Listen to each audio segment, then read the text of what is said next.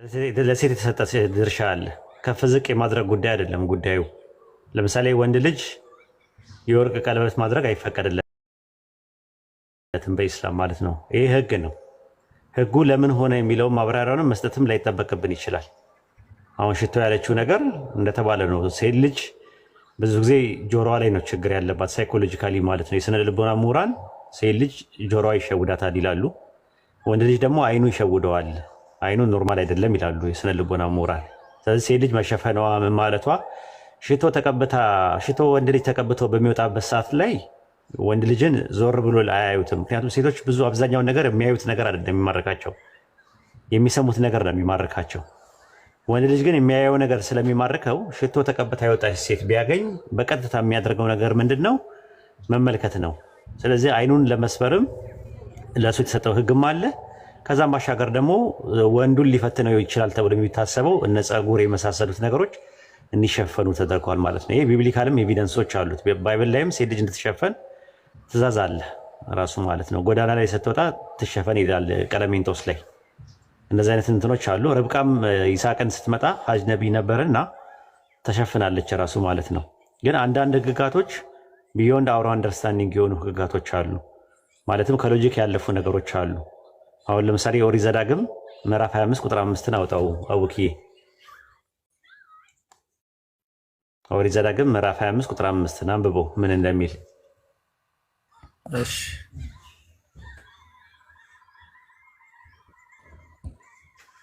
ኦሪት ዘዳግም 5 ቁጥር 25 ቪዲዮ ልክፈት ወይስ አንብበው? ዝም ብለህ አንብበው ከፈለክ። እሺ ወንድማማቾች በአንድነት ቢቀመጡ አንዱ ልጅ ሳይኖረው ቢሞት የሞተው ሰው ሚስት ሌላ ሰው ታገባ ዘንድ ወደ ውጭ አትሂድ። ነገር ግን የባሏን ወንድም ወደ እርሷ ገብቶ እርሷን ያግባ፣ ከእርሷም ጋር ይኑር ይላል። አሁን እንግዲህ ህግ ነው። ሁለት ወንድማማቾች ቢኖሩ አንደኛው ወንድምዬ ባልየው ቢሞት ከዛ የባልየው ሚስት ወደ ውጭ ወታ ሌላ ሰው ማግባት የተከለከለ ነው፣ ሐራም ነው። እንዳታገባ ይላል፣ ሌላ ቦታ አትሂድ ይላል። ማግባት ያለባት ደግሞ ትእዛዝ ደግሞ ፈርዱ ምንድን ነው? የባልዋን ወንድም ነው ማግባት ያለባት። ለምንድን ነው ይሄ ነገር ለሴት ልጅ እንደዛ የሆነው? ወንድ እንደፈለገ ይሆናል። ወንድ ሚስቱ ብትሞትበት የሚስቱን እህት ታግባ የሚል ትእዛዝ የለም። ለሴት ግን እንደዛ አለ። ይህንን ሎጂካሊ የሚመልስልኝ ክርስቲያን ካለ ይግባና ይመልስ። አሜን ብትኖር ይችን ጥያቄ ብታስተናግድ ጥሩ ነው። ከታች ያላችሁ ክርስቲያኖች ትችላላችሁ፣ መመለስ ይሄን ትችላላችሁ። ከታች ክርስቲያኖች ካላችሁ መልሱ ከታች ያለው። ኦኬ ዋላ አለ። እኔ እንኳን አልመልስም። ሌላ ጥያቄ ነው ያለኝ። ለምን አትመልስም? መልሱ ከዚህ በፊት አልተማርኩትም። ያው አልኩትም እና ኦኬ ጥሩ ዋላ ትመልሰዋለህ። ኧረ እኔ አይመለከተኝም። ይሄ እንደው ምን የራሴ እኔ ሙስሊም ነኝ። እኔ ሌላ ጥያቄ አለኝ። ሙስሊም ነህ? ኦኬ አይ ይቅርታ አፉ ወለኝ ክርስቲያን ከመስለኝ ዋላ በሚለው ነገር አይቼ ነው።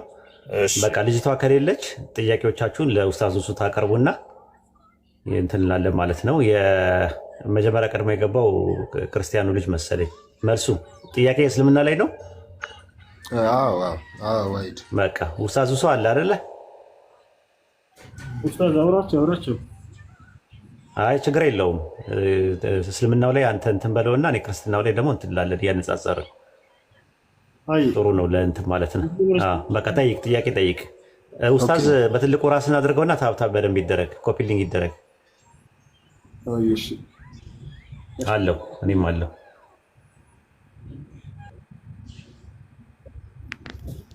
ጥያቄያችሁ ምንድን ነው ልጆች? እሺ እሱ እንትን ነበረ ስለ ተፍሲር ነበረና ይሰማል ድምጼ? አዎ ይሰማል። ተፍሲር ምንድን ነው ማለት በእስልምና አስተምሮ የግድ መቀበል ካለብን ለምሳሌ እንደ ቁርአንና እንደ ሐዲሱ መቀበል ግዴታ ያለበት መጽሐፍ ነው ወይስ ተጨማሪ ሀሳብ ነው? እንዴት ነው?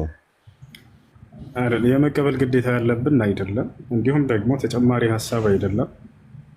በቁርአን ላይ የሚጨምር ምንም አይነት ሀሳብ የለም።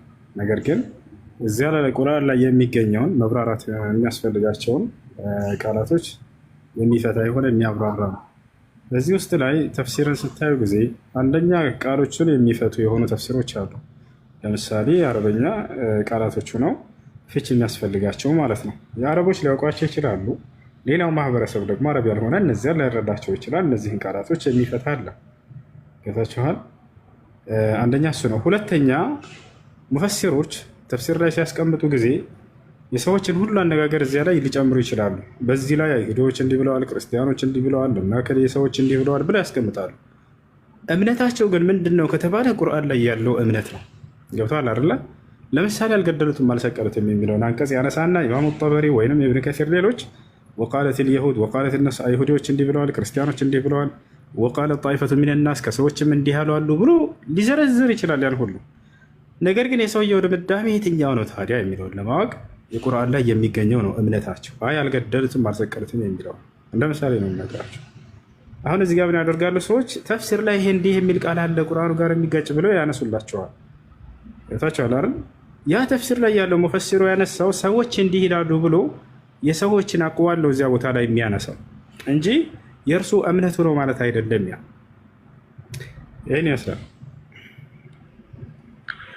አሁን ማለት ቢፈቱትም የሆነ ምንም እንትን ለውጥ አያመጣም ማለት ነው።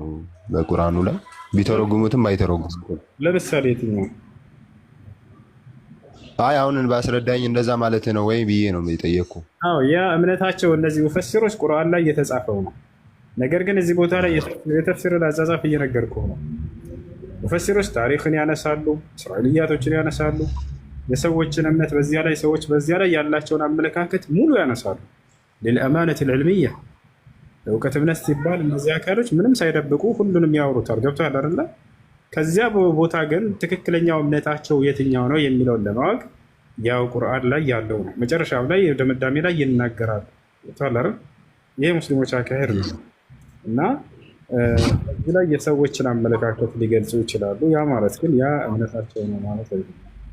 እሺ ኦኬ። አሁን ለምሳሌ ትርጉም ማይኖራቸው ሊኖሩ ይችላል። ለምሳሌ አሁን አንተ እንዳልከኝ የኢሳ መሰቀል ብዙዎቹ ተፍሲሮቹ የተለያየ ሀሳብ ቢያስቀምጡም አንዱ ከወታደር መካከል ነው፣ አንዱ ደግሞ አስቆረጡኝ ይሁዳ ነው ቢል እሱ የሆነ ትርጉም ላይኖረው ይችላል። ዋናው የሚፈለገው ምንድን ነው? የኢየሱስ ክርስቶስ የኢሳ ለመሰቀል ነው። ግን ለእኔ ግን አንዳንድ ትርጉም አላቸው ብዬ ማስባቸዋሉ። ከዛ መካከል ምን እንደሆነ ታውቃለህ? የአላህ በብዝሃነት መናገሩ ተፍሲሮች ሲፈስሩት ምንድን ነው የሚሉት? የሆነ ራሱን ለማላቅ ነው ይላሉ። እና እሱ ነገር ትንሽ እኔ ላይ ግን ግራ እየገባኝ ነው። ለምንድን ነው ግራ የገባ? አንድ አካል ራሱን በብዜት መግለጽ አይችልም። ግራ ለምን እንደገባኝ ታውቃለህ?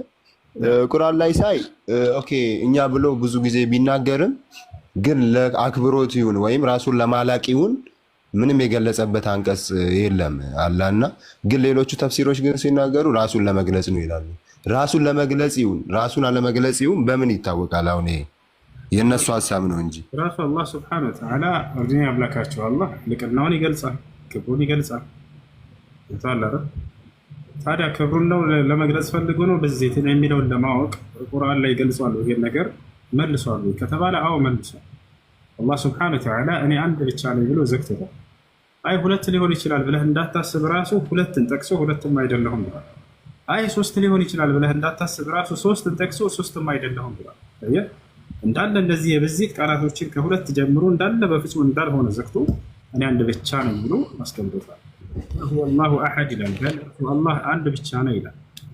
ወኢላሁኩም ኢላሁን ዋሂድ ይላል፣ እኔ አምላካችሁ አላህ አንድ አምላክ ብቻ ነው ይላል። ሁለትን ያነሳል። በሱረቱ ነሕል ላይ ምን ይላል? ወቃለ አላሁ ላ ተተኺዙ ኢላሀይን ኢስነይን ኢነማ ሁወ ኢላሁ ዋሂድ ይላል። ሁለት አምላክ አድርጋችሁ አትያዙ ይላል አምላክ አላህ፣ እኔ አምላካችሁ አላህ አንድ አምላክ ብቻ ነኝ እያለ ይናገራል። ሶስትንም ያነሳል።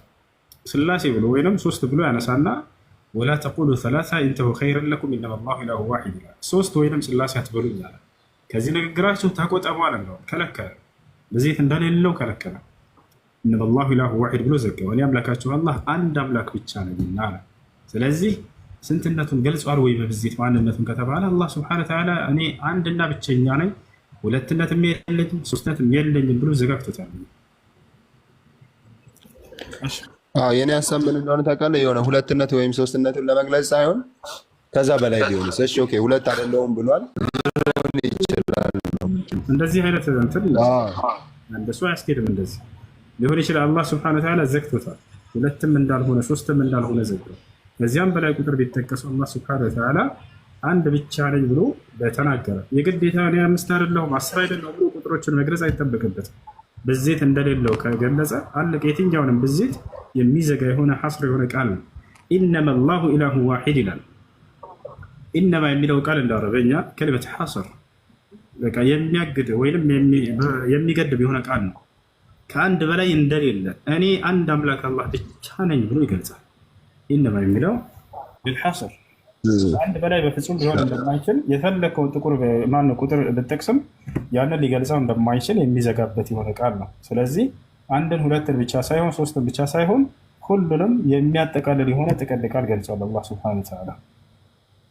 ኦኬ ሀሳብን እንዳላቆራርጠው ብዬ ነው። እና ምን መሰለህ ብዜነቱን መግለጽ የፈለገው ለምንድን ነው ነው? አሁን የኔ ጥያቄ ብዜት ብሎ የተረጎመልህ ማን ነው?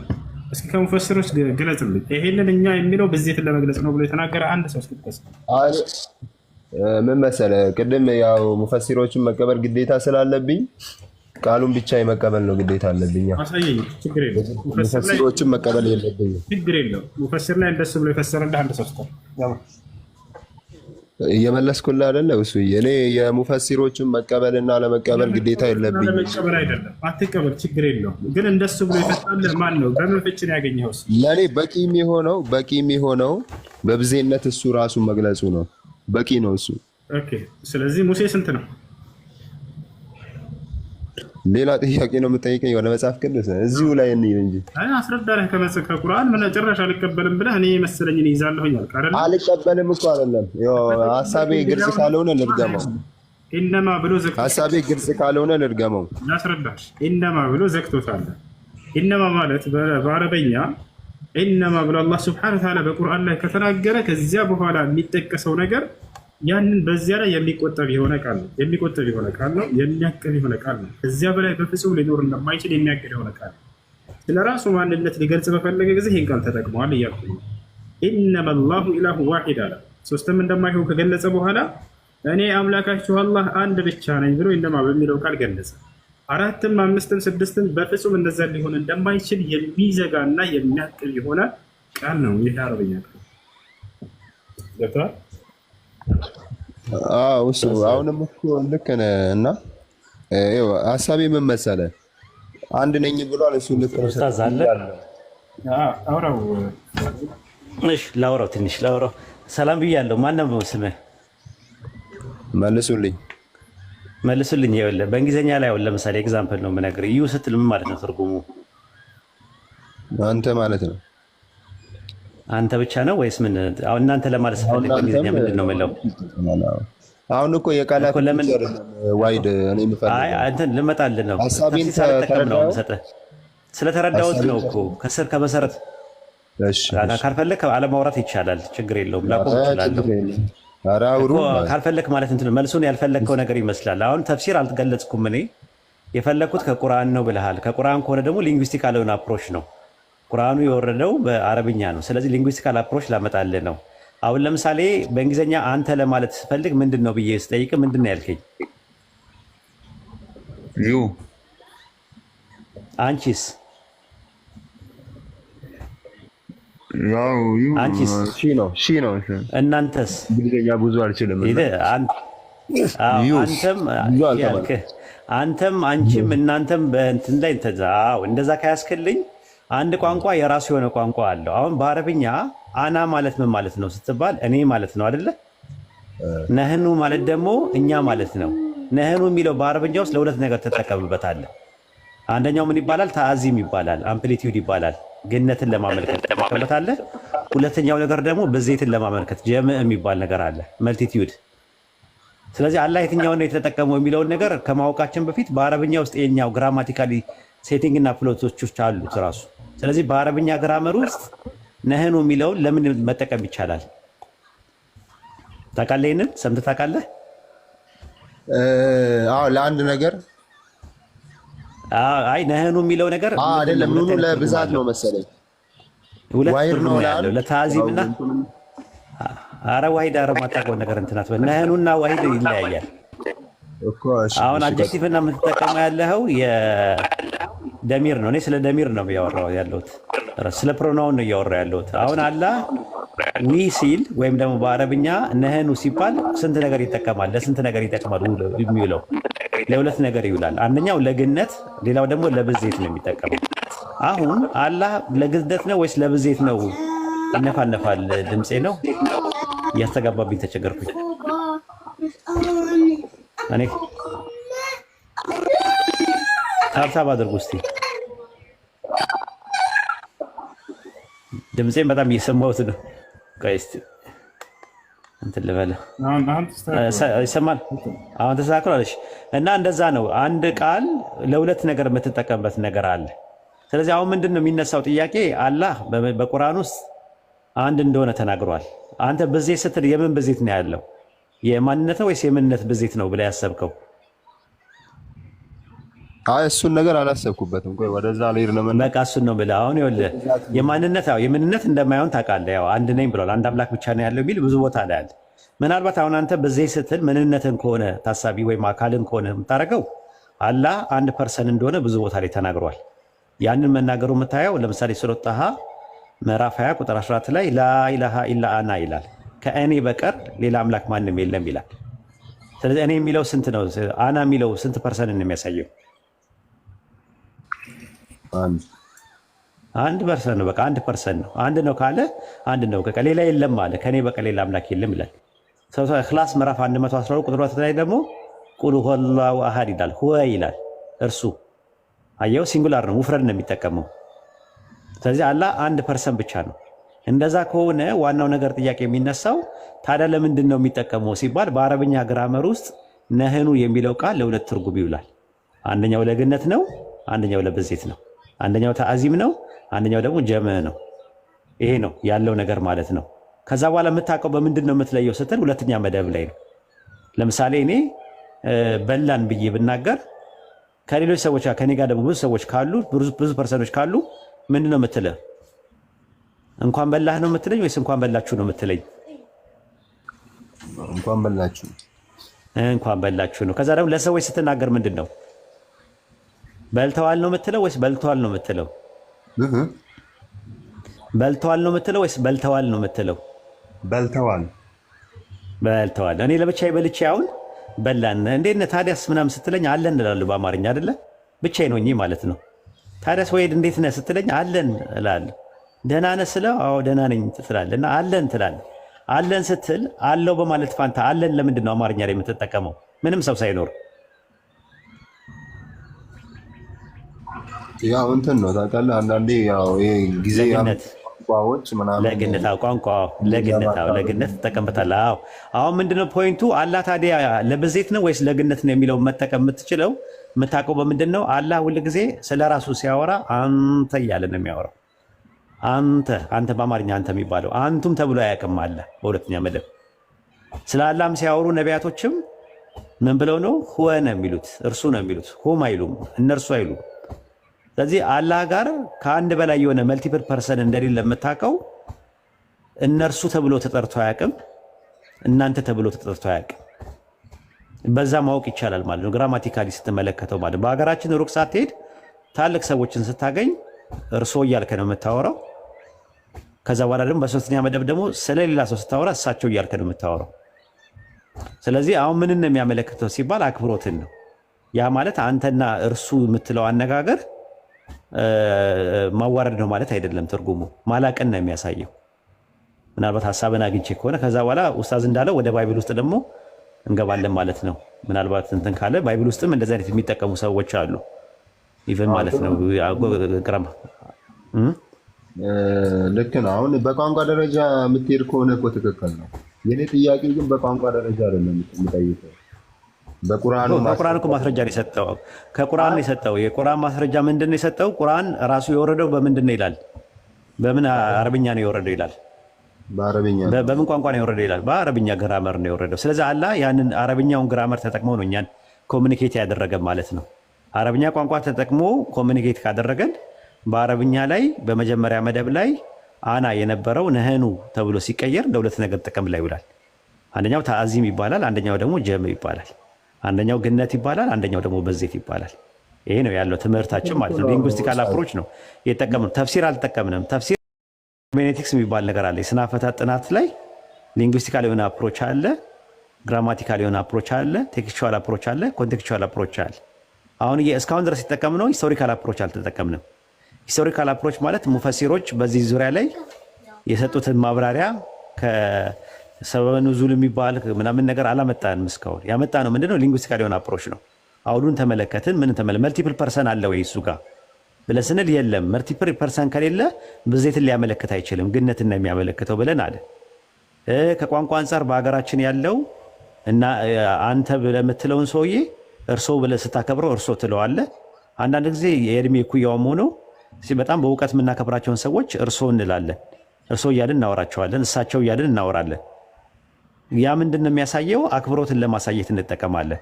አንተ ብቻህን ሆነ እንዴት ነህ ወሂድ ስትለኝ አለን እላለሁ። ብቻዬን ሆኜ ገባ አለን አትልም፣ አለው አትልም፣ አለን ነው የምትለው በአማርኛ ላይ። ግን አለን ስል ከበስተኋላ ማንም ሰው ከኔ ጋር የለም።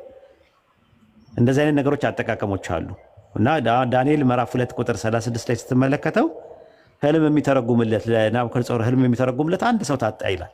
አንድ ፐርሰን ታጣ። መጨረሻ ላይ ዳንኤል ገባ። ከገባ በኋላ አንድ ሰው ተገኝቶ በንጉሱ ፊት አስገቡት። ከዛ የህልሙን ነገር ከነገረው በኋላ ምን አለ? የህልሙን ፍቺ በንጉሱ ፊት እናገራለሁ ነው ያለው ወይስ እንናገራለን ብሎ ነው የተናገረው? ዳንኤል 2:36 ላይ አንብበው ወይስ አለ?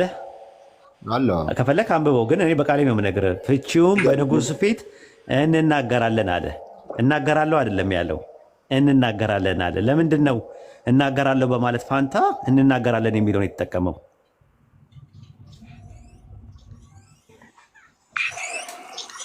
ብቻውን ነው የገባው። የመጽሐፉን ክፍል አላነበብኩም።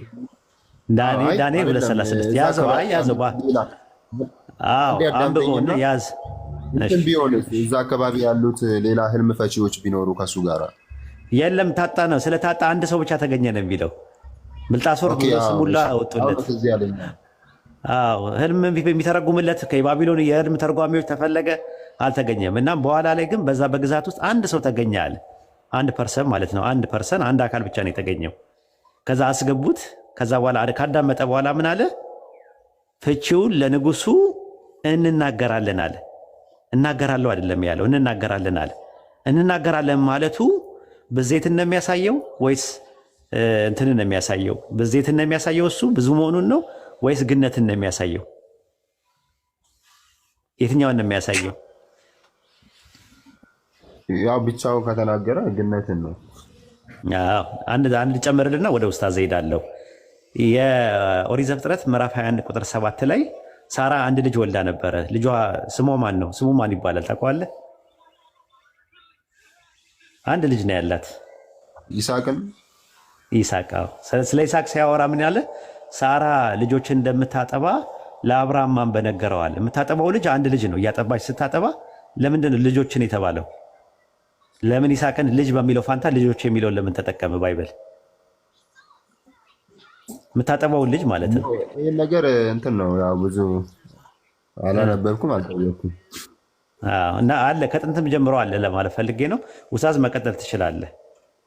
ግን ዋይድ አንዴ ላቋርጦትና ወደ ውስጡ ሳንሄድ ይሰማል አይደል? ይሰማል፣ በደንብ ይሰማል። የብዛነትን ወይም የእኛነትን በዚህ ከገለጹልኝ ማለት ነው።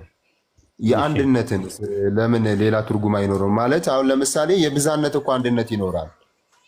አንድ አካባቢ ኤሰንስ ላይ ኦንቶሎጂካል ወይስ ሜታፊዚካል ላይ አንድ አካባቢ ያሉት እንደ ቋንቋ ነው የምነግርህ ያሉት ብዙ ሰው አንድ ብሔረሰብ ሊሆኑ ይችላሉ ተብሎ ራሱ ይጠራሉ ማለት ነው። ለምሳሌ አንድ የሚለው ቃል ባይብል ላይም ቁርአን ላይም አንድ የሚለው ቃል ለብዜትም ለአንድነትም አይውልም አይደለም። እሱማ አላህ እኮ ሰዎች ሁሉ አንድ ህዝብ ነበሩ ለሚለው ቃል አንድ ለሚለው የአረብኛው ቃል የገባው ዋሂድ አብ ነው የሚለው ቃል የሚጠቀመው መዋነስ ሆኖ ነው የሚጠቀመው። አየ ሙአነስ ሆኖ የሚጠቀመው ሙዘከር ሆኖ ደግሞ ሲውል ደግሞ ለአንድ ፐርሰን ላይ ይውላል። ለምሳሌ 30 የሚለው ቃል ቀደም ወላ ተቁሉ 30 ሲል ኡስታዝ 30 የሚለው 3 ነው።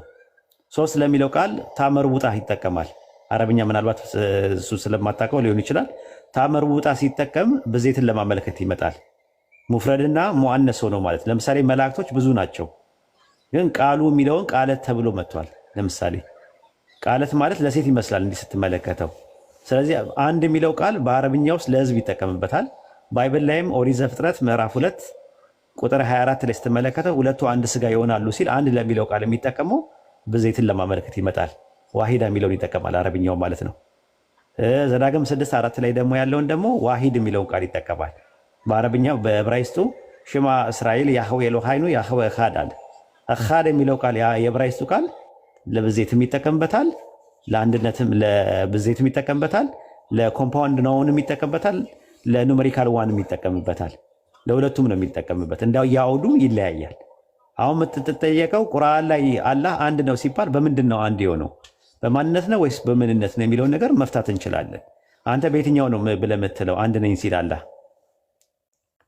አንተ የገባህን ንገረን እስቲ ቁርአን ላይ።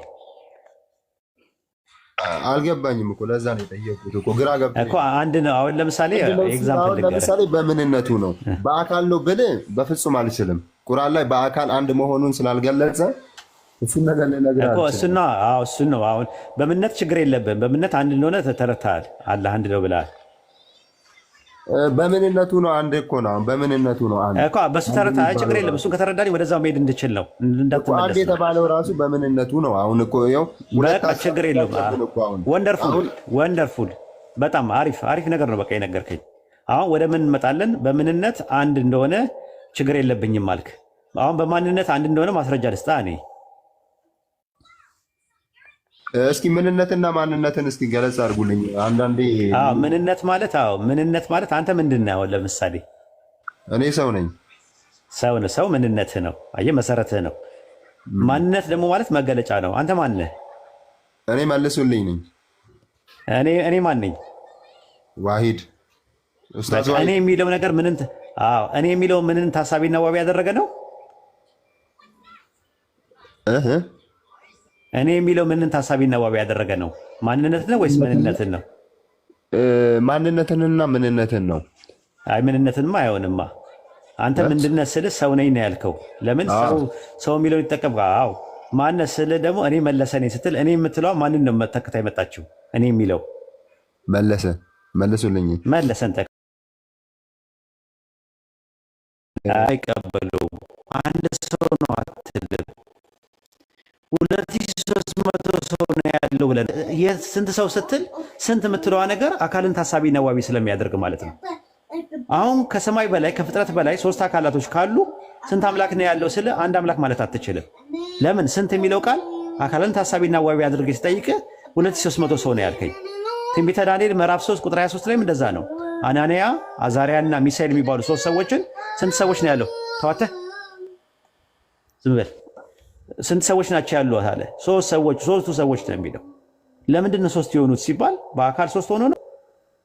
እንደዛ ነው ያለው። አይ ቲንክ እኔ ብቻዬን እንዳላወራ በሞኖፖል እንዳልይዘው። ውስታዝ አለ? ውስታዝ አለ? እግረ መንገድን እዚሁ ላይ አንድ ጥያቄ ልጠይቅህ። ቅድም ባልከው ላይ ችግር የለውም ጠይቅ። እንደው ይህንን በግልጽ ይቃወመው ይሁን እንደ ቁርአን ስላሴን ተመልካ አንድም 3ም ነው የሚለው ነው። 3 ነው አትበሉ ይላል በግልጽ። አሁን አስተምሮ ነው 3 ነው አትበሉ ይላል። ስለምታውቀው እናንተ የመጽሐፉ ሰዎች ሆይ እውነትም በውሸት እናንተ የመጽሐፉ ሰዎች ሆይ በሃይማኖታችሁ ወሰን አትለፉ ይልና አልመሲሳ ያላህ መልእክተኛ ብቻ ነው እያለ ያወራና 3 ነው አትበሉ ይላል። የመጽሐፉ ሰዎች የሚላቸው እዛ ጋር ማንን ነው አውዱ የሚናገረው? ክርስቲያኖችን ነው ወይስ አይሁዳኖችን ነው? ያው የመጽሐፉ ሰዎች እዛ ጋር አውዱ ላይ አይሁዳኖችን አይደለም። አይሁዳኖችን ሁለቱንም አንድ ላይ የሚናገርበት አለ። ለምሳሌ ሱረቱ አሊ ኢምራን ምዕራፍ 3 ቁጥር 71 ላይ እናንተ የመጽሐፉ ሰዎች እውነትን በውሸት ለምን ትቀላቀላላችሁ ሲል ሁለቱንም ነው የሚያመለክተው። ሱረቱ አንከቡት ምዕራፍ 29 ቁጥር 46 እንዲሁም ደግሞ እንትን ላይ ያለው ሱረቱ አሊ ኢምራን 364 ላይ የመጽሐፉ ሰዎች ሲል ክርስቲያኖችና አይሁዶችን ነው የሚያስበው። ሱረቱ ኒሳ ምዕራፍ 4 ቁጥር 155 ላይ ደግሞ አይሁዳውያኖችን ነው። የመጽሐፉ ሰዎች ከሰማይ እንትን ያዙዋል ሙሳንም እንደዛ ብለውት ነበር ሲል እንደዛ ሲሉት የነበሩት አይሁዳውያኖች ናቸው። ክርስቲያኖችን አያመለክትም እሱ። ሱረቱ ኒሳ ምዕራፍ 4 ቁጥር 171 ላይም እናንተ የመጽሐፉ ሰዎች ወይ በሃይማኖት ወሰን አትለፉ እያለ ሶስት ነው አትበሉ እያለ የሚያወራው አይሁዳውያኖችን ነው ወይስ ክርስቲያኖችን ነው? አንዴ ላንብባት ጥቅሷን። እሺ አንብበው። 371 አቡኪ ያለ ጥቅስ የሚያወጣልን ሰው አንድ ሰው ቢኖር ደግሞ ጥሩ ነው እንዲያገዝ። አቡኪ ያለ የኢብራሂም ቤተሰብ ነው ያልከኝ።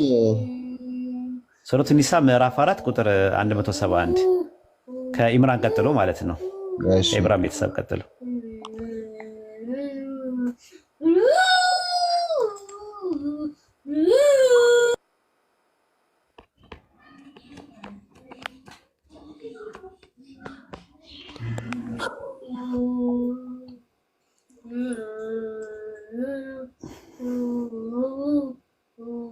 እናንተ የመጽሐፍ ሰዎች ሆይ በሃይማኖታችሁ ወሰን አትለፉ።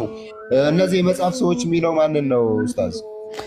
አንብቦ ስታነበው ሙሉን እዛ ላይ 171 ሙሉ ስታነበው እነማን እንደሆነ ትረዳለህ በቀላሉ። በአላህ ላይም እውነት እንጂ አትናገሩ። የማርያም ልጅ አልመሲህ ኢሳ የአላህ መልእክተኛ ወደ ማርያም የጣላት የሆነውን ቃሉንም ከእርሱ የሆነውን መንፈስ ብቻ ነው። በአላህና በመልእክተኞቹም እመኑ። አማልክት ሶስት ናቸው አትበሉም፣ ተከልከሉ። ለእናንተ የተሻለ ይሆናልና አላህ አንድ አምላክ ብቻ ነው። ለእርሱ ልጅ ያለው ከመሆን የጠራ ነው። በሰማያትና በምድር ያለ ሁሉ የእርሱ ነው። መመኪያ በአላህ በቃ ይላል። ስለዚህ አሁን ልጅ ወልደዋል የመጽሐፍ ክርስቲያኖችን ነው የሚያመለክተው። ምክንያቱም ስለ አልመሲህ ያወራል። ሶስት ነው አትበሉ ይላል። አይሁዶች ሶስት ነው ብለው ያምኑ። ልጅ ይዟል ወይም ደግሞ ልጅ ወልዷል የሚሉት ክርስቲያኖች ናቸው። አይሁዶች ጋር እንደዚህ አይነት ትምህርት የለም። ኦንቶሎጂካሊ ልጅ አለው ብለው አያምኑም እነሱ። ሜታፊዚካሊ እና አናሎጂካሊ ልጅ አለው ብለው ያምናሉ። ፈንክሽናሊ ልጅ አለው ብለው ያምናሉ። ያ ደግሞ አናሎጂካል ተርም ነው በወቅቱ የነበረው ማለት ነው። አሁን ምንድነው ነጥቡ? እዛ ጋር ሱረቱ ኒሳ ምዕራፍ 4 ቁጥር 171 ላይ ያለው ስለ ክርስቲያኖች ሲያወራ ቁርአን በወረደበት ሰዓት ላይ የነበሩ ክርስቲያኖች 90%ቱ በስላሴ ያምናሉ። ስላሴያቸው ደግሞ የነሱ ደግሞ ሁለት አይነት ስላሴ ነው ያለው። ማርያማውያን የሚባሉ ክርስቲያኖች አሉ፣ ያዕቆባውያን የሚባሉ ክርስቲያኖች አሉ። ያዕቆባውያን የምትላቸው ሚኒስትሪም ክርስቲያኒቲ ናቸው። ሚኒስትሪም ክርስቲያኒቲ ምንድን ነው የሚያምኑት? ሶስት ነው የሚሉት። ማንን ነው? አብን ወልድንና መንፈስ ቅዱስን ነው። ያንን የቱ ጋር ታገኘዋለህ? ተፍሲሩ ኢብኑ አባስ ሱረቱ ማኢዳ ምዕራፍ 5 ቁጥር 73ን ሲፈስር የፈሰረበት ቃል ማለት ነው። እንደገና ደግሞ እዛው ላይ ደግሞ ስትመለከተው ሶስት ነው የሚሉት ደግሞ አባትን እናትና ልጅን ብለው የሚሉ አካላቶች አሉ። እነማን ናቸው? ኮላድሪያን የሚባሉ አሉ፣ ወይም ደግሞ ማርያማውያን የሚባሉ ክርስቲያኖች አሉ። ያንን ደግሞ ተፍሲሩ ጀላለይን እዛ ጋር የተወሰኑ ሴክቶች አብን ወልድንና እናትን አባትን እናትንና ልጅን የስላሴ አባላት ናቸው ብለው ያምናሉ። የፖስታቲስ ዩኒየን ናቸው የነሱ ወይም አቃን የሚባሉት ሶስት ናቸው። እናት ልጅና እንትን ማለት ነው። ከግብፅ ነው። ከግብፅ ስላሴ ነው የመጣው። ኦስሪስ አይሲስ እና ሆረስ ከሚባለው ማለት ነው። የእነዚህኞቹ ደግሞ የመጣው ደግሞ ከሂንዱ ስላሴ ነው። የሂንዱ ስላሴ ብርሃማ አባት፣ ቪሽኑ ልጅና ሲባ መንፈስ ቅዱስ የሚባሉ ሶስት አካላቶች አሉ። እነዛ ሶስት አካላቶች ደግሞ አንድ አምላክ ናቸው። በምንነት አንድ ናቸው፣ በማንነት ደግሞ ይለያያሉ ብለው ያምናሉ ማለት ነው። ይህን ይመስላል። እና ይህ መጽሐፍ አሁን የሚቃወመው የትኛውን ነው? የአብ የወልድ የመንፈስ ቅዱስን ነው? ሁለቱንም ነው ያለው። አሁን ለምሳሌ ስትሮማን ፋላሲ ይሰራላ። አንድ ነገር ሲነገር ሲከለክል ሁሉንም ነው የሚከለክለው። ሁለት እንትኖች ግሩፖች አሉ። ሁለቱንም ነው። በአንድ ድንጋይ ሁለት ወፍ ነው ቁርአን እንትን ያለው። አሁን ለምሳሌ እነዛ ሶስት አካላት የሚባሉት ብለው ቁርአን አብን ወልድን መንፈስ ቅዱስን ቢዘረዝር ኖሮ እነዛ በማርያም እንትን የሚሉት እንትን ይላሉ ማለት ነው። በማርያም ማርያማውያን የሚባሉት ይቃወማሉ። እኛ ማናምንበትን ስላሴ ቁርአን ገለጸ ብለው ሊቃወሙ ነው። ተመልከት እንግዲህ። እንደገና ደግሞ እነዛ ስላሴ የሚባሉት አብ ወልድና ማርያም ናት ደግሞ ቢል ደግሞ የነዚህኞቹ ያዕቆባውያን የሚባሉት የስላሴ አማኞች ደግሞ ይነሱና እኛ ያላለውን ነገር አለ ይላሉ። ስለዚህ ቁርአን በደፈናው ምን አደረገ? ሶስት ነው አትበሉ አላቸው ክርስቲያኖችን፣ በወቅቱ የነበሩ ክርስቲያኖችን ሶስት ነው አትበሉ አላቸው። 90% በስላሴ የሚያምኑትን ክርስቲያኖች ሶስት ነው አትበሉ አላቸው። ስለዚህ ሶስት ነው አትበሉ ሲላቸው የጋድሄድ ውስጥ ያሉት ሜምበር ውስጥ ያሉት ሶስት አካላቶች እነማን ናቸው የሚለውን ነገር በአንድ ድንጋይ ሁለት ወፍ ነው የመታው። ሶስት አትበሉ የሚለው ራሱ በምንድን ነው? አሁን እኮ በማንነት በአካልም ይሁን በምንም በመለኮትም ይሁን ስላልገለጸው 30 የሚለው ቃል አካልና ታሳቢ ነዋዊ የሚያደርገው 30 የሚለው ቃል ታመጣ ሆኖ ነው የመጣው። በምን ሙፍረድ ሳይሆን ጀመ ሆኖ ነው የመጣው። ቅንፍ ውስጥ የተጨመረ አማልክት ነው የሚለው። አማልክት የሚለው በቅንፍ ያለው ነገር ነው። እናንተ አማልክት ስለምትሉ ማለት ነው። ለምሳሌ ዘፍጥረት 1:1 ላይ በረሺት ባራ ኤሎሂም ኤታ ሸማኢም ቨየታ አሬስ ይላል አይደል? በመጀመሪያ ኤሎሂም ሰማይና ምድርን ፈጠረ ይላል አይደል? ዘፍጥረት 1:1 ላይ አማልክት የሚለውን ኤሎሂም ማለት ምን ማለት ነው? ትርጉሙ ታውቀዋለህ? አማልክት ማለት ነው። አማልክት የሚለውን ለማን ነው የምትጠቀሙት እናንተ? አማልክት የሚባለው ያው ለሌሎች አካላት አማልክት አጋባኛ። ዘፍጥረት አማልክት በመጀመሪያ ሰማይና ምድርን ፈጠረ ሲል ዘፍጥረት 1:1 ላይ አማልክት የሚለውን ለማን ነው የምትጠቀሙት እናንተ? ያው እኔ እዛ ላይ አልከራከርም። አማርኛው ላይ እግዚአብሔር በመጀመሪያ ሰማይና ምድርን ፈጠረ ነው። አይ እሱማ በአማርኛው ነው ያስቀመጠው። በዕብራይስጡ ግን ኤሎሂም የሚለውን ቃል ለስላሴ ነው የምንጠቀመው ብላችሁ ለስላሴ ማስረጃ አድርጋችሁ አትጠቀሙም እናንተ በትምህርታችሁ ውስጥ? አይ እኔ እሱን አልከራከርም። ያው እንትኑን ስለማላውቅ ነው። አይ በትምህርታችሁ ውስጥ የለም እኮ ነው። አሁን ዘፍጥረት 1:1 ላይ ኤሎሂም በመጀመሪያ ሰማይና ምድርን ፈጠረ ሲል ኤሎሂም ማለት አማልክት ማለት ከሆነ ትርጉሙ አማልክት የሚለውን ቃል ለሶስቱ አካላት ትጠቀሙበታላችሁ ወይስ አትጠቀሙበትም? ይሄ ነው ጥያቄው በትምህርታችሁ ላይ። ትክክለኛው ትርጉም ከሆነ ልንጠቀመው እንችላለን። ግን ምን መሰለህ ሌላ እኮ ለስላሴ ብዝሃነት አማልክት የሚለውን ትጠቀማላችሁ አትጠቀሙም ነው ጥያቄው። እሱን አንጠቀምም። ለምን ትጠቀማላችሁ እንጂ በትምህርታችሁ ላይ? የስላሴ ትምህርት ላይ የስላሴ ትምህርት ኮርስ ነው የሚባለው። አይ የስላሴ አምላክ ነው የሚባለው አውቃለሁ። ግን ስላሴ ላይ ኤሎሂም የሚለው ቃል አማልክት ነው። አማልክት የሚለው ደግሞ የሚያሳየው ለአብ ለወልድ ለመንፈስ ቅዱስ ነው። አብ ወልድ መንፈስ ቅዱስን ሶስቱን አካላት ነው አማልክት እያለ የሚጠራው ባይብል እያላችሁ የስላሴ ትምህርት ላይ አታስተምሩም እንዴ? ምን ተውስነት እንግዲህ አልሰማሁም። ኡስታዝ ሶኬት እንደሰማሁ አንተ ደግሞ አንተ አልሰማሁማ ማስረጃ መሆን አይችልም እኮ በጠይቀን አይ። ስለዚህ ቁርአን አሁን ኤኒዌይ እኔ እኮ የጠየቅኩህ ምንድን ነው? እኔ አሁን በመጽሐፍ ነው የመጣሁልህ። ሱረቱ ኒሳ ምዕራፍ 4 ቁጥር 171 ላይ አማልክት የሚለው በቅንፍ ውስጥ ነው ያለው። እንግሊዝኛው ላይ የለም። ለስላሴ የለማ አለ ነው የምልህ እኮ። ስላለማ ነው አማርኛ ተርጓሚዎች እዛ ያስቀመጡት በቅንፍ ለምንድን ነው የተቀመጠው? እሺ ምን ተስኖትዬ እዚህ ቁርአኑ ላይ ነው በቅንፍ ለምን ተቀመጠ? አረብኛው ላይ የለም፣ እንግሊዝኛውም ላይ የለም። ለምን በቅንፍ አስቀመጡት የአማርኛ ተርጓሚዎቹ? አይ ጠይቄ ነበር። ይህንንማ የተመለሰልኝ እንግዲህ ያው የሙፈሲሮች አመለካከት ተብሎ ነው የተመለሰልኝ። አይ ተርጓሱ ተርጂም ነው። ተፍሲርና ተርጂም ደግሞ ይለያያል። ምን ተስኖትዬ ተርጂም ሌላ ነገር ነው፣ ተፍሲር ሌላ ነገር ነው። ስለ ተፍሲር አይደለም። ተርጂም ነው። ይሄ ተርጂም ነው፣ ተፍሲር አይደለም እኮ። በአማርኛ በእንግሊዝኛ በተለያየ ቋንቋ በፈረንሳይኛ የምታገኘው ነገር ተርጂም ነው፣ ተፍሲር አይደለም። ስለ ተፍሲር አይደለም እኔ የጠየቁት ጥያቄ። ተርጂሙ ላይ ሲተረጉሙት ሱረቱ ኒሳ ምዕራፍ 4 ቁጥር 171 ላይ ሲተረጉሙት ምን ብለው ነው የተረጎሙት? ለምንድን ነው አማልክት የሚለውን በቅንፍ ያስቀመጡበት ተርጓሚዎቹ? ትራንስሌሽን እያወራሁ ያለው እኮ ለዛ ነው። የአማርኛ ተርጓሚዎቹ እናንተ እንደዛ ብላችሁ ስለምትቀበሉ ነው። ትምህርታችሁ ላይ ቴዎሎጂያቸው ላይ ዘፍጥረት ላይ ብሉይ ኪዳን ላይ ስለ ስላሴ የሚያወሩ ጥቅሶች ተብለው ቁጥር 1 መጀመሪያ የሚጀምረው ዘፍጥረት 1:1 ነው። ከዛ ዘፍጥረት 2:26 ከዛ ዘፍጥረት 2:18 3:22 11:6 18:1 ዘዳግም 6:4 ምናምን እየተባለ ወደ 10 ነው 12 ጥቅሶች ትጠቅሳላችሁ ብሉይ ኪዳን ላይ ስላሴን ያሳያል ብላችሁ። በጣም ከምትወዱት የስላሴ ትምህርትና ጥቅሳ መካከል የመጀመሪያው ኦሪት ዘፍጥረት 1:1 ላይ ያለው ነው። ዘፍጥረት 1:1 ላይ በመጀመሪያ ኤሎሂም ሰማይና ምድርን ፈጠረ ሲባል ኤሎሂም የሚለው ቃል አማልክት የሚለው ስላሴን ያሳያል። ባራ የሚለው ነገር ቃል ወይም ደግሞ ፈጠረ የሚለው ቃል ደግሞ አንድነታቸውን ያሳያል። አንድነትና ሶስትነትን ያሳያል ብላችሁ ከምታስተምሩ ትምህርት በቴዎሎጂ ደረጃ መካከል የመጀመሪያውና ግንባር ቀደሙ ዘፍጥረት 1:1 ነው። ስለዚህ ከዚህ አንጻር እናንተ ሶስት ነው አትበሉ ሲል አማልክት ሶስት ነው አትበሉ ሲል አማልክት የምትሉት አብን፣ ወልድን፣ መንፈስ ቅዱስን ሶስት ነው አትበሉት፣ አላህ አንድ አምላክ ብቻ ነው እያለ ነው ያለው። በሱረቱ ማይዳ ምዕራፍ 5 ቁጥር 73 ላይ ደግሞ አላህ የሶስት ሶስተኛ ነው ያሉ ካደዋል። ከሶስቱ አንዱ ነው ያሉ ዋን ኦፍ ስሪ ብሎ ከሶስቱ አንዱ ነው። ወይም ደግሞ በጋዴድ ውስጥ ያለው አንድ ተብሎ የሚባለው ኢየሱስን የላከው ዘፋዘር የሚባለው ብላችሁ እናንተ የምትሉት በእኛ አላህ ብለን የምንለው አላህን ከሶስቱ አንዱ ሳይሆን አንድ አምላክ ብቻ ነው፣ እሱ ነው አንድ አምላክ እንጂ እሱ ከነዚህ ከሶስቱ አባላቶች ውስጥ አንደኛው አባል አይደለም እያለ ነው ቁርአን እየተናገረ ያለው። ግልጽ ነው። እሺ ግልጽ ነው። አላደክምም ዋይድ እስኪ አንድ ችግር የለውም። እኔ እንደውም ትንሽ ግራ ይገባኝ እንደዚህ አይነት የትምህርት ሰፊነት እያለ እያወቀ አምላክ ለምንድን ነው በግልጽ ስለ ማርያምም ማለት ቅድም ስለነገርከኝ ሁለት አመለካከት አለ። ሁለቱንም ማስቀመጥ አይጠበቅበትም። እሺ እኔ እንደኔ እንኳን ያው የአምላክ ቃል ስለሆነ ቢያስቀምጥ ምን ችግር አለው የሚል ሀሳብ አለኝ እና ደፍሮ ለምን አላስቀመጠም የሚል የአብን የወልድን የመንፈስ ቅዱስን ስማቸውንም ገልጾ ያንንም የስላሴውን ትምህርት ተቃውሞ ለምን አላስቀመጠም የሚል ሀሳብ አለኝ እንደኔ ማለት። ለምን ያስቀምጣል?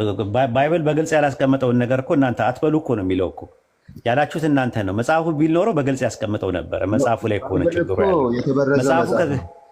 አይደለ በእናንተ ባይብል ላይ የተበረዘ መጽሐፍ መሆኑ አለመሆኑ ብቻ አይደለም፣ ግን መጽሐፉ ላይ ያለ አይደለም። አሁን መጽሐፉ ላይ ያለውን ነገር እርማት የሰጠበት ጉዳዮች አሉ። ሱረቱ ማኢዳ ምዕራፍ 5 ቁጥር 48 ላይ ስትመለከተ የበፊቱ መጽሐፍ የሚያረጋግጥና በላዩ ላይ ደግሞ ተጠባባቂ ነው ይላል። ሙሃይሚን ነው ይላል። ሱፐርቫይዘር ነው ይለዋል። ኮሬክተር ነው ይለዋል። አራሚ ነው ይለዋል። ሙሃይሚን ማለት አራሚ ማለት ነው። ሱረቱ ኒሳ ምዕራፍ 4 ማለት ሱረቱ አሊ ኢምራን 371 ላይም እናንተ የመጽሐፉ ሰዎች ሆይ እውነትን በውሸት አትቀላቅሉ፣ እውነትንም እያወቃችሁ አትደብቁ እያለ ይናገራል። እውነትን በውሸት መቀላቀል ማለት ምንድን ነው? ከአላህ ዘንድ ያልወረደውን ነገር ቀላቅለው ነው። በርዘት ላይ ሲሆን ወይም ተህሪፍ ላይ ሲሆን በዚህ መልኩ ያስቀምጠዋል። አሁን ግን እየተናገረ ያለው እነሱ በአፋቸው ስለሚሉት ነገር ነው።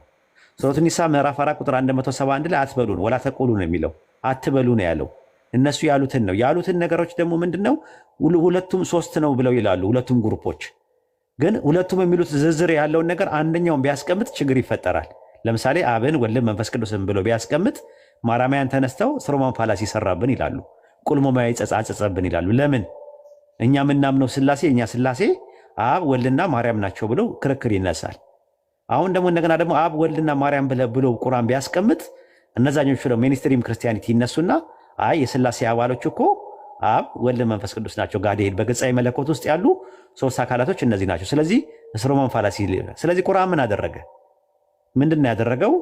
በአንድ ድንጋይ ሁለት ወፍ እንትናል ማለት መታ። ከዛ በኋላ ምን አለ እዛው ላይ አላህ አንድ አምላክ ብቻ ነው። ቅድም ውስጥ ሲነግረ ኢነማ የሚል ነገር ይጠቀማል። ኢነማ ምትል ምንድናት? አጀክቲፏ ማሰሪያ ናት። በደንብ አድርጋ ጥፍንግ አድርጋ ነው ያዘችው። አላህ አንድ ፐርሰን ብቻ መሆኑን ለማሳየት ሶስት የሚባለው ፐርሰን ወይም ሶስት የሚባለው ጋዴል ውስጥ ሂፖስታቲስ ዩኒየን የሚባለው ነገር ወይም ደግሞ ፕሮሶፖኖቹ ሶስቱ ፕሮሶፖኖቹ ትክክል አይደሉም ብሎ ነው ያስቀመጠው። ቢሆን እናገራለሁ። ለምን እንደሆነ ታውቃለህ? ቁርአን የእኛን ስላሴነት አልተቃወመም ብሎ ቢናገሩ ራሱ እኔ እንጃ ምንም እንትን አይሆነ ስህተት አለባቸው ብዬ አላስብም። ለምን ክርስቲያኖች አላ ክርስቲያኖች ብሎ እስካለ ድረስ ክርስቲያኖችን ብሎ የመጽሐፉ ሰዎች ብሎ ስፔሲፋይ አድርገው ክርስቲያኖች እስካለ ድረስ ክርስቲያኖች እንደዛማ ከሆነ እኮ እንትኖችም ይነሳሉ እኮ አንዳንድ ጊዜ ጆባዊትነቶች ይነሳሉ። እንደኛ እኮ በስላሴ አናምንም ለምንድን ነው ክርስቲያኖችን የሚቃወሙ ብሎ አንዳንዴ ይቃወማሉ። እንዲህ አይነት ነገር ተቃውሞም ይደርሳል ድረስ በስላሴ የማያምኑ ክፍሎች እንዴት ክርስቲያኖች ይላል እኮ እኛ አለን ምናምን ይላሉ። ቁርአን መምታት የሚፈልገውን ነገር መጥቷል። የመጽሐፉ ሰዎች ሲል ክርስቲያንና አይሁዶችን የሚያመለክበት ቦታ አለ። ከዛ ክርስቲያኖችን ብቻ የሚያመለክትበት አለ። ከክርስቲያኖችም ደግሞ ስፔሲፋይ አድርጎ ስሞልስ ፓርቲክል ፊርቃዎችን የሚያሳይበት አለ። አንጃዎችም ማለት ነው። ሴክቶችና ዲኖሚኔሽን የሚባሉትን ሊያመለክት ይችላል ማለት ነው። እና በደንብ አጥና። ሌላ ጊዜ የፈለግከውን ጥያቄ ሊስታውት አድርግና በወረቀት ላይ ጻፍና ናና ማንኛውም ጥያቄ እናስተናግድ። ፎሎ አድርገኝ። በነገራችን ላይ አድርጌያለሁ። ኧረ ቆይቻለሁ። በቃ ፎሎ አድርግና እንትን በለኝ። ላይቭ ስንገባ ኡስታዙ ሱም ቤት ሲሆን እኔ ቤት ከከፈትኩኝ ሌላም ቦታ ከከፈትኩኝ መማማር መነጋገር እንችላለን። የፈለግከውን ጥያቄ በክርስትናም በእስልምናም ዙሪያ መጠየቅ ትችላለህ። የጥያቄ ፉንጋ የለውም። እንደ ዳገት የሚያዳገት እንደ ቁልቁለት የሚያሽቆለቁል የሚባል ጥያቄ የለውም። ጥያቄ እንደ ጥያቄነቱ ከመጣ መልስ መስጠት ግድ ይላል ማለት ነው። እህል ቅጠል አይደለም የሚባል ጥያቄ የለውም። በጨዋ ደንብ በጨዋ ስርዓት መጥተው ለሚጠይቁን ለማንኛውም ሰዎች መድረካችን ክፍት ነው። እሺ እሺ፣ እናመሰግናለን። ኡስታዝ አለ። ሰላም አለይኩም። እንዴት ቆዩ? ማለት ሁሱ ሰላት ምናምን ሄዶ እንዳይሆን ለዚህ ለወገናችን ኡስታዝ ጋር ሲያወራ ለነበረው ወገናችን ወጣ። ትንሽ ሀሳብ ልጨምርለት ነበር። ትንሽ ሀሳብ ልጨምርለት ነበር። አስፋት መሲ ትልቁ ላይ አርባ ችግር የለውም ባይሰፋ ችግር የለውም ባይሰፋ ምንድን ነበረ ማለት